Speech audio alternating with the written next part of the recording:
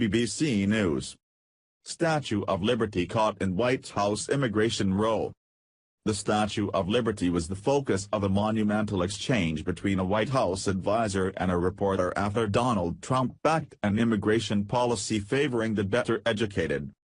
The Statue of Liberty says, "Give me your tired, your poor, your huddled masses yearning to breathe free," CNN's Jim Acosta told Stephen Miller.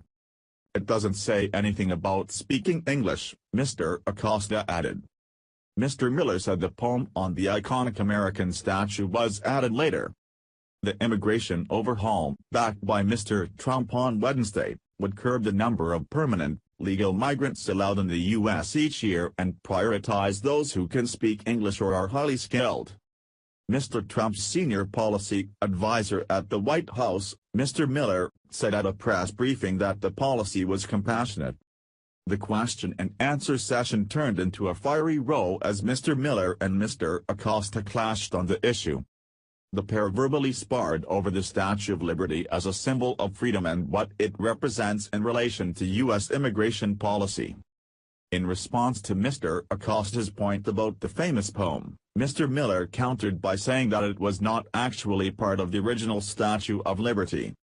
"The poem that you're referring to was added later," he told Mr. Acosta. Mr. Miller said the accusation was outrageous, describing the policy as pro-American immigration reform that enjoyed immense support among the public. "Jim, that is one of the most outrageous, insulting, ignorant and foolish things you have ever said," Mr. Miller said, adding, "The notion that you think this is a racist bill is so wrong and so insulting." Mr. Miller said the bill, which also proposes to limit family-based migration to spouses and children, was a step towards realizing the administration's plan to introduce an Australian-style, points-based immigration system.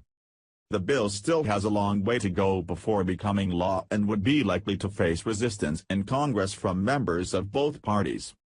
It is not the first time that Mr. Acosta has raised hackles at the White House.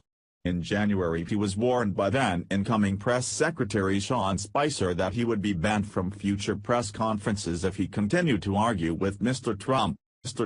Thanks for watching. Subscribe my channel please. Goodbye and see you later.